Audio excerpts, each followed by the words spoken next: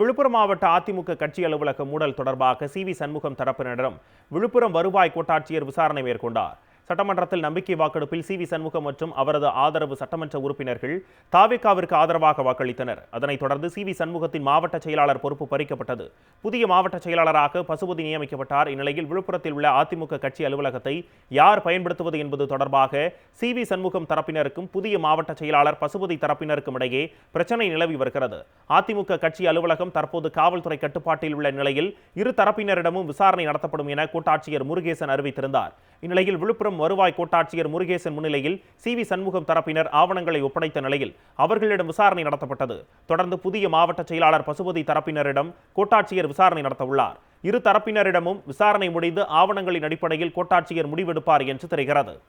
விழுப்புரம் மாவட்ட அதிமுக கட்சி அலுவலக மூடல் தொடர்பாக சி.வி. சண்முகம் தரப்பினரிடம் விழுப்புரம் வருவாய் கோட்டாட்சியர் விசாரணை மேற்கொண்டார். சட்டமன்றத்தில் நம்பிக்கை வாக்கெடுப்பில் சி.வி. சண்முகம் மற்றும் அவரது ஆதரவு சட்டமன்ற உறுப்பினர்கள் தாவேகாவிற்கு ஆதரவாக வாக்களித்தனர். அதனைத் தொடர்ந்து சி.வி. சண்முகத்தின் மாவட்ட செயலாளர் பொறுப்பு பறிக்கப்பட்டது. புதிய மாவட்ட செயலாளராக பசுபதி நியமிக்கப்பட்டார். இந்நிலையில் விழுப்புரத்தில் உள்ள அதிமுக கட்சி அலுவலகத்தை யார் பயன்படுத்துவது என்பது தொடர்பாக சி.வி. சண்முகம் தரப்பினருக்கும் புதிய மாவட்ட செயலாளர் பசுபதி தரப்பினருக்கும் இடையே பிரச்சனை நிலவி வருகிறது. அதிமுக கட்சி அலுவலகம் தற்போது காவல்துறை கட்டுப்பாட்டில் உள்ள நிலையில் இரு தரப்பினரிடமும் விசாரணை நடத்தப்படும் என கோட்டாட்சியர் முருகேசன் அறிவித்திருந்தார். இந்நிலையில் விழுப்புரம் வருவாய் கோட்டாட்சியர் முருகேசன் முன்னிலையில் சி.வி. சண்முகம் தரப்பினர் ஆவணங்களை ஒப்படைத்த நிலையில் அவர்களிடம் விசாரணை நடத்தப்பட்டது. தொடர்ந்து புதிய மாவட்ட செயலாளர் பசுபதி தரப்பினரிடம் கோட்டாட்சியர் விசாரணை நடத்தவுள்ளார். இரு தரப்பினரிடமும் விசாரணை முடிந்து ஆவணங்களின் அடிப்படையில் கோட்டாட்சியர் முடிவெடுப்பார் என்று தெரிகிறது.